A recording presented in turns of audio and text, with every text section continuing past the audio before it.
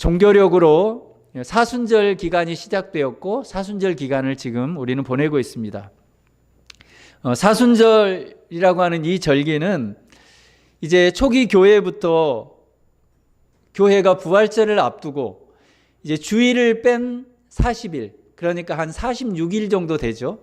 그 기간을 사순절이라는 기간으로 정해놓고 예수님의 그 고난과 십자가를 깊이 묵상하는 절기로 그렇게 지켜왔습니다. 그리고 지금까지도 교회는 예수님의 그 고난과 십자가를 묵상하는 그런 시간들을 갖고 있죠.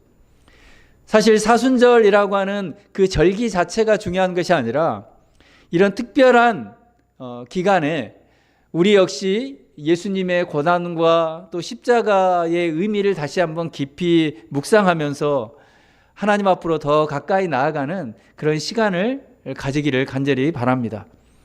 그래서 여러분, 사순절 기간이 되면 교회들은 특별 새벽 기도회를 통해서 하나님 앞에 더 가까이 나아가려고 하고, 또 개인적으로는 금식 기도를 하면서 우리의 연약한 죄를 고백하고 하나님의 은혜를 그런 구하는 시간을 갖기도 합니다. 이번 사순절 기간에 우리는 다시 한번 예수님께서 십자가 위에서 하신 말씀을 나누면서 예수님의 그 고난과 십자가의 참된 의미를 깊이 묵상하고 또 그 말씀을 우리의 삶에 적용하는 그런 시간이 되기를 간절히 바랍니다. 예수님께서 십자가 위에서 하신 첫 번째 말씀은 용서의 말씀이었습니다.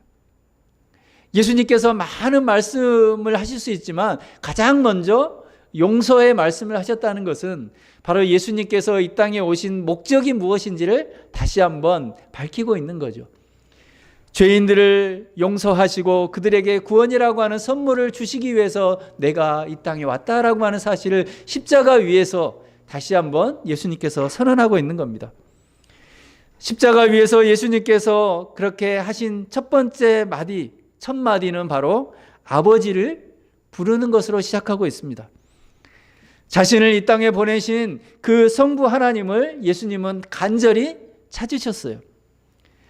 아버지를 불렀다는 것은 무엇을 뜻하겠습니까? 예수님께서 바로 성부 하나님께, 그 아버지께 간절히 기도하셨다는 것을 의미하죠.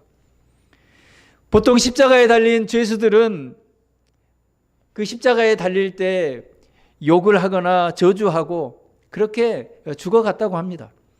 그런데 극한의 그 육신의 고통 가운데 계셨던 그 예수님께서 바로 아버지를 부르며 간절히 기도하고 계시죠.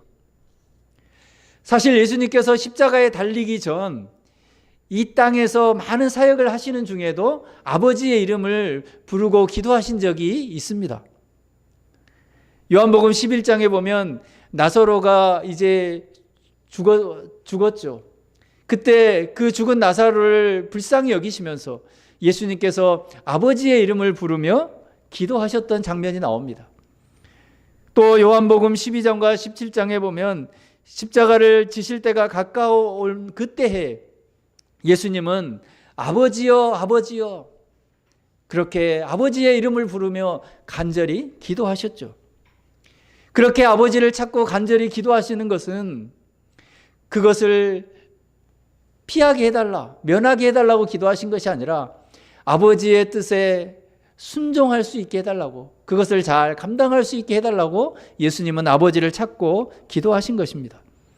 오늘 예수님께서 십자가 위에 달리실 때에도 바로 아버지의 이름을 부르시면서 가장 먼저 죄인들을 향한 용서를 아버지께 구하고 있습니다. 예수님이 십자가에 달리신 그 사건 자체가 참 잔혹한 사건이죠. 그러나 사실은 예수님이 십자가에 달린 것은 부당한 사건이었습니다. 왜요? 예수님은 죄가 없으신 분이기 때문에 그렇습니다. 예수님을 재판했던 본디오 빌라도조차도 어떻게 말했습니까? 예수님에게 죄가 없다라고 그렇게 선언하지 않았습니까? 그런데 부당하고 억울한 그 고난을 당하신 예수님의 입에서 나온 첫 마디가 바로 아버지를 찾는 거였고 죄인들을 향한 용서의 기도였다는 사실입니다. 여러분, 이 용서라고 하는 주제는요, 예수님께서 이 땅에 계실 때에 많은 사람들 그리고 제자들에게 특별하게 가르치셨던 그런 내용들입니다. 마태복음 6장에 예수님께서 기도를 가르치실 때에도 그 용서에 대한 내용이 포함되어 있지 않았습니까? 그리고 마태복음 18장에 보면 베드로가 예수님께 물었죠. 형제가 죄를 지으면 몇 번이나 용서해 줘야 됩니까?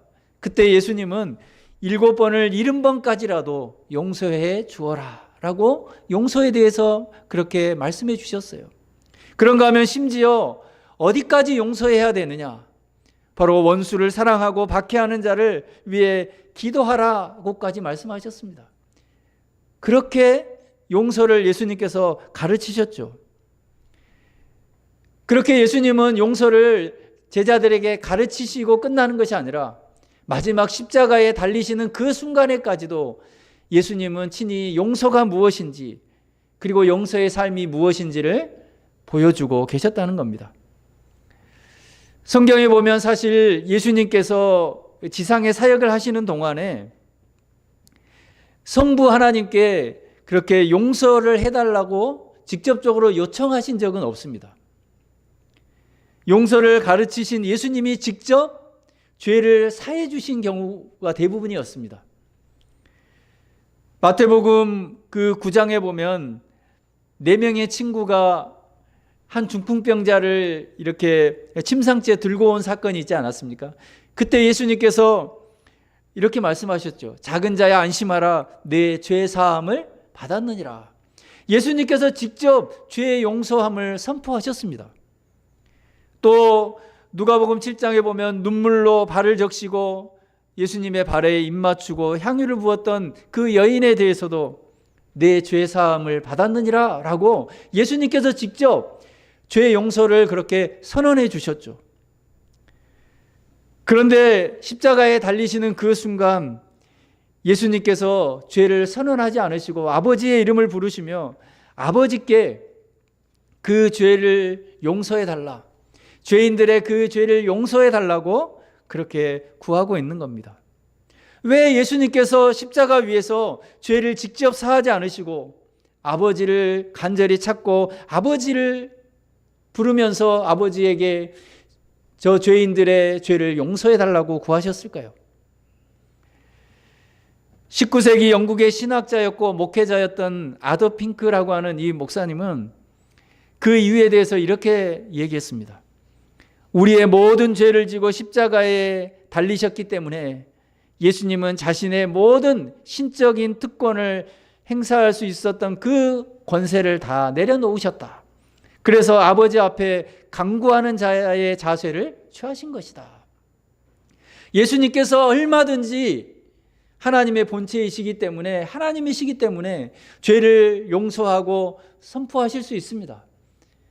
그럼에도 그렇게 하지 않은 것은 바로 모든 죄를 짊어진 한 사람의 죄인으로 지금 십자가에 달리셨기 때문에 그 신적인 권위를 예수님께서는 다 포기하신 것이죠. 철저히 예수님은 죄인의 모습으로 십자가에 달리신 겁니다. 예수님이 얼마든지 신적 권위와 능력으로 십자가 위에서 내려오실 수 있었습니다. 하지만 죄인들의 죄를 짊어진 예수님은 십자가 위에서 그 권위와 능력을 사용하지 않으신 겁니다. 오로지 죄인들의 용서를 위해 아버지께서 지라고 하신 그 십자가를 지신 것입니다. 그 아버지의 뜻에 순종하신 것입니다. 그것이 죄인들의 죄를 담당하는 길이었기 때문에 예수님은 그것을 담대하게 받아들이신 것이죠. 그리고 아버지께 그 죄인들을 맡기신 겁니다. 저 죄인들의 죄는 내가 다 짊어지고 있사오니 아버지 저 죄인들의 죄를 용서하여 주옵소서. 아버지께 죄인들의 용서를 간절히 구하고 계신 것이죠. 여러분, 예수님 당시의 이 로마 사회는요, 복수의 문화가 매우 강했다고 합니다. 여러분, 지금도 어떻습니까? 우리가 당한 것을 그대로 상대방에게 해주고 싶은 것이 사실 우리의 솔직한 심정 아닙니까? 드라마나 영화를 보면 주인공이 통쾌하게 복수하는 모습을 보면 어떻습니까? 너무나 통쾌하지 않습니까? 드라마에서 그 복수는 굉장히 정의롭고 의로운 행위처럼 그렇게 보여집니다. 하지만 복수는 어떻습니까? 또 다른 복수를 낳게 되는 겁니다. 예수님은 친히 십자가에 내려오셔서 자신을 못 박은 그 자들을 복수할 수 있었습니다. 그러나 예수님은 복수하지 않으셨어요. 십자가 위에서도 자신을 십자가에 매달린 그 사람들을 성부께 고소할 수도 있었습니다. 저들을 심판하여 주옵소서. 저들의 그 무지한 죄를 용서하지 말고 심판해 주옵소서라고 기도하실 수 있었습니다. 그런데 예수님은 아버지를 부르시고 용서해 달라고 기도하셨다는 거죠. 여러분, 보통 누군가를 용서할 때 그 용서의 근거가 있지 않습니까? 저 사람이 진짜 자신이 잘못했다고 하는 모습을 보인다거나, 아니면 다시는 그런 죄를 짓지 않겠다고 결단하고 사람들 앞에 선언했다든가, 뭔가 변화된 모습이 있다든가, 용서해 줄 만한 어떤 근거가 있을 때 용서해 주지 않습니까? 그런데 지금 예수님께서 죄인들을 향해 성부께 의탁하면서 저들의 죄를 용서해 달라고 하실 때 근거가 무엇입니까? 용서의 근거가 있죠. 오늘 본문에 뭐라고 되어 있습니까? 자기들이 하는 것을 알지 못합니다. 죄인들의 그 무지함을 예수님께서 오히려 근거로 제시하면서 아버지께 용서를 구하고 있다는 거예요. 여러분, 사실은요, 죄인들의 이 무지함은요, 용서의 근거가 아니라 하나님 앞에서 심판의 근거가 되는 거예요. 하나님을 알지 못하고 하나님의 뜻을 알지 못하고 하나님이 보내신 그 그리스도를 알지 못하고 믿지 못하고 오히려 십자가에 못 박은 죄, 이거는 용서의 근거가 아니라 하나님으로부터 심판을 받아야 할 근거가 되는 거예요. 그런데 예수님은 오히려 그 근거를 용서의 근거로 제시하고 있는 거예요. 무엇을 알지 못한 겁니까? 예수님을 알지 못한 거죠. 바로 그들이 십자가에 못 박은 그 예수가 하나님이시라는 거, 하나님의 본체라는 사실, 그리고 그가 그리스도라고 하는 사실을 그들은 알지 못한 겁니다. 뿐만 아니라 자신들이 행한 그 행위 자체가 얼마나 큰 죄악인지도 알지 못했습니다. 예수님을 십자가에 못 박은 그 행위가 자신들이 믿고 있다고 하는 그 하나님을 십자가에 못 박은 행위 아닙니까? 그 행위 자체가 얼마나 큰 죄라는 사실도 알지 못했습니다. 그리고 구약의 선지자들이 말씀했던 하나님의 말씀이 자신들의 행위를 통해서 실제로 실현되고 있다는 사실조차도 그들은 알지 못했습니다. 더 나아가서 자신들이 정말 하나님 앞에 용서받지 못할 죄인이라고 하는 사실조차도 인식하지 못하고 있었습니다. 다른 사람들은 다 죄인으로 정죄하고 핍박하고 십자가에 못 박았지만 정작 십자가에 못 박혀야 할 죄인이 자신이라고 하는 사실을 그들은 전혀 알지 못한 거죠. 예수님은 그것을 근거로 그들을 용서해달라고 구한 겁니다. 아버지여, 저들의 저 무지함을 용서해 주십시오. 긍휼히 여겨 주십시오. 그들이 하는 그 행위 자체를 그들은 알지 못하고 있사오니 그들의 그 영적인 무지함을 심판하지 마시고 오히려 용서하여 주십시오. 그래서 진짜 하나님의 용서를 그들이 누리는 자 될 수 있도록 하나님이 은혜를 베풀어 주시옵소서라고 십자가 위에서도 예수님은 그렇게 용서를 구하는 기도를 하고 계신 거예요. 어떤 신학자는 예수님의 이 기도를 이렇게 표현했습니다. 십자가의 이 기도로 예수님은 자신을 핍박한 사람들이 아버지께 회개하고 나아올 수 있는 용서의 다리를 놓고 계셨다. 예수님께서 그렇게 용서의 다리가 되어주신 거죠. 십자가 위에서 이렇게 용서의 기도를 하신 예수님의 기도가 여러분 어떻게 응답이 됩니까? 사실 십자가 위에서 이 기도가 즉각적으로 사실 응답이 된 것은 아닙니다. 물론 예수님과 함께 십자가에 못 박혔던 강도들도 있지 않습니까? 그 강도들 중에 한 사람이 그 십자가 위에서 그리스도를 만나고 그가 하나님의 구원의 은혜를 누리게 되었죠. 그러니까 십자가 위에서 기도의 응답은 한 차례 있었습니다. 그러나 예수님을 십자가에 못 박고 그 십자가를 바라보고 전홍하고 있는 수많은 사람들이 하나님의 용서를 즉각적으로 경험한 것은 결코 아니었습니다. 예수님의 기도가 그렇게 곧바로 응답의 결과로 나타난 것은 아니었습니다. 그런데 이후에 오순절 성령 강림 사건 때 어떤 일이 일어납니까? 3,000명의 무리가 회심하고 그렇게 하나님의 용서를 경험하는 일이 일어나지 않았습니까? 또 초대교회의 집사였던 스데반 집사는 어떻습니까? 돌에 맞아 죽어갈 때 그는 이렇게 기도했습니다. 주 예수여 내 영혼을 받으시옵소서. 무릎을 꿇고 크게 불러 이르되 주여 이 죄를 그들에게 돌리지 마옵소서. 여러분, 이 스데반의 기도는 누구의 기도와 일치합니까? 예수님이 십자가 위에서 아버지여 저들의 그 무지한 죄를 용서하여 주옵소서. 그 예수님의 기도와 스데반의 기도가 일치하지 않습니까? 스데반이 이렇게 기도했습니다. 여러분, 이후에 이 스데반의 기도는요, 스데반은 결국 돌에 맞아 죽고 말았지만 그 기도는 어떻게 열매로 드러납니까? 이후에 바울의 회심이 드러나고 또 많은 사람들이 또 바울의 사역을 통해서 주께로 돌아오는 그 역사가 일어나지 않습니까? 하나님의 용서를 경험하는 일들이 일어나지 않습니까? 그러니까 스데반의 죽어가면서 한 기도 역시 많은 사람들이 하나님의 그 용서의 은혜를 경험하는 결과로 그렇게 드러나고 있는 거죠. 예수님의 기도도 마찬가지입니다. 십자가 위에서 예수님께서 아버지여 저들의 죄를 용서하여 주옵소서라고 하는 기도가 당장 예수님의 눈앞에 그 십자가 아래에 있던 많은 사람들이 하나님의 용서를 경험하는 기도의 응답으로 드러나지는 않았습니다.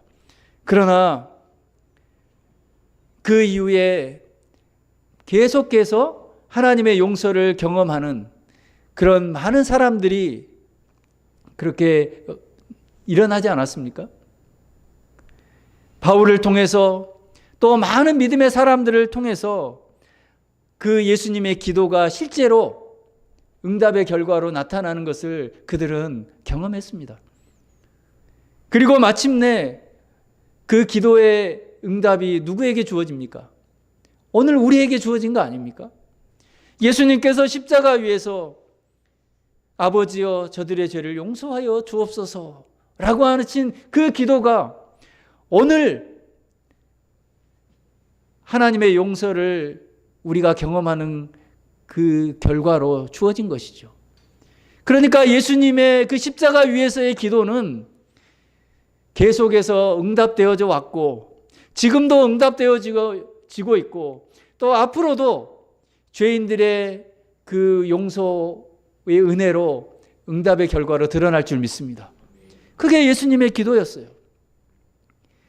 여러분, 복음이 무엇입니까? 복음은 바로 하나님이 원수된 우리를 예수 그리스도의 그 십자가를 통해서 용서하신 사건 아닙니까? 죄인들을 용서하셔서 하나님과 화목함을 이루신 것, 그것이 복음입니다.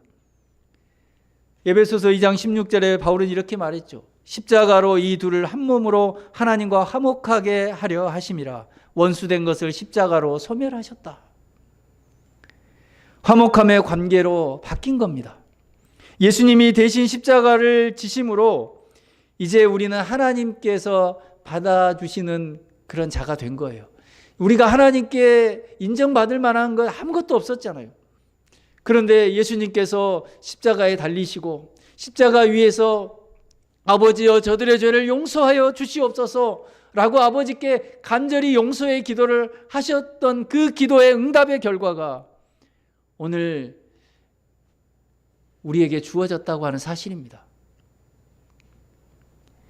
사랑하는 성도 여러분, 십자가에 달리신 예수님이 가장 먼저 하신 말씀이 아버지여 저들의 죄를 용서해 주옵소서 라고 하는 용서의 기도였다는 사실을 여러분 마음에 새기시길 바랍니다. 그리고 그 응답이 나에게 주어졌다고 하는 사실에 감사하시길 바랍니다. 여러분, 그렇다면 그 기도의 응답을 받은 우리가 오늘 어떻게 이 땅을 살아가야 할까요? 그냥 응답을 받은 것으로 끝나면 될까요? 응답 받은 결과로 끝나서는 안 됩니다. 예수님께서 영적인 무지한 자들을 용서해 달라고 기도하셨던 것처럼, 또 초대교회 스데반 집사가 돌에 맞아가면서 예수님의 용서를 죄인들이 누리고 경험하며 살아갈 수 있기를 바라며 기도했던 것처럼, 그리고 사도 바울이 많은 죄인들이 하나님의 용서를 경험하고 누리는 삶을 사도록 자신을 하나님 앞에 내어줬던 것처럼, 아니 많은 믿음의 사람들이 그런 예수님의 십자가 위에서의 그 기도가 실제로 이루어지는 현장을 삶으로 살아냈던 것처럼 오늘 우리 역시 예수님의 그 용서의 기도의 삶을 살아가야 될 줄 믿습니다. 실제로 여러분, 이 사순절 기간에 내가 사람에게 용서를 구해야 할 일이 있습니까? 여러분, 용서를 구하는 그런 시간이 되기를 바랍니다. 그리고 하나님 앞에서 나의 죄를 솔직하게 고백해야 될 내용들이 있다면 하나님 앞에 엎드려 우리의 죄를 간절히 하나님 앞에 용서를 구하는 그런 시간이 되기를 바랍니다. 그리고 더 나아가서 예수님이 하셨던 기도, 하나님을 알지 못하는 저 무지한 죄인들을 용서하여 주옵소서 라고 하는 그 기도를 할 수 있게 되길 바랍니다. 여전히 예수님을 알지 못하고 믿지 못하고 살아가는 자들이 있습니다. 그 영혼들을 여러분 불쌍히 여기면서 아버지여 저들의 죄를 용서하여 주옵소서, 사하여 주옵소서, 저들을 긍휼히 여겨 주시옵소서, 아버지를 알지 못한 죄를 용서하여 주옵소서, 보내신 예수님을 알지 못한 죄를 용서하여 주옵소서, 그들로 하나님의 용서를 경험할 수 있도록 은혜를 베풀어 주시옵소서, 이런 용서의 기도를 할 수 있게 되길 바랍니다. 특별히 그렇게 기도해야 될 여러분 영혼들이 있지 않습니까? 우리의 가족들, 우리의 이웃들, 그 영혼들의 이름을 하나님 앞에 부르며 하나님이 이 영혼을 불쌍히 여겨 주시옵소서, 이 영혼을 긍휼히 여겨 주시옵소서, 그들의 죄를 용서하여 주옵소서, 하나님의 용서의 은혜를 그 영혼이 경험하며 누리며 살아갈 수 있는 은혜를 아버지여 베풀어 주시옵소서 라고 하는 그 예수님이 하셨던 용서의 기도를 우리도 할 수 있게 되길 바랍니다. 여러분, 우리도 그렇게 아버지를 찾고 용서의 기도를 하면 그 용서의 기도가 반드시 응답될 줄 믿습니다. 어쩌면 우리가 이 땅을 마치는 그때까지 그 기도가 응답되는 것을 눈으로 보지 못할 수도 있습니다. 스데반이 돌에 맞아 죽은 것처럼 그 응답의 결과를 보지 못할 수 있습니다. 그러나 예수님의 기도가 수많은 믿음의 사람들을 통해서 응답의 결과로 드러났던 것처럼, 그리고 지금도 응답의 결과로 드러나고 있고 앞으로도 응답의 결과로 드러날 것처럼 우리의 그 연약한 그 기도를 통해서 하나님이 반드시 응답의 결과로 드러내실 줄을 믿습니다. 그렇기 때문에 우리 역시 용서의 기도를 해야 되는 겁니다. 여러분이 사순절 기간 예수님의 고난과 십자가를 깊이 묵상하면서 그 은혜가 여러분의 삶에 넘치기를 축복합니다. 그리고 오늘 예수님이 처음 하셨던 용서의 기도를 생각하면서 용서를 구하고 용서하고, 그리고 하나님께 우리의 용서를 구하고, 예수님이 하셨던 저 죄인들을 긍휼히 여겨 주옵소서라고 하는 용서의 기도를 멈추지 않고 아버지께 드리는 그런 성도의 삶이 되기를 바라고, 그 응답의 결과도 우리의 삶의 자리에서 그렇게 늘 풍성하게 경험할 수 있게 되기를 주님의 이름으로 간절히 축원드립니다.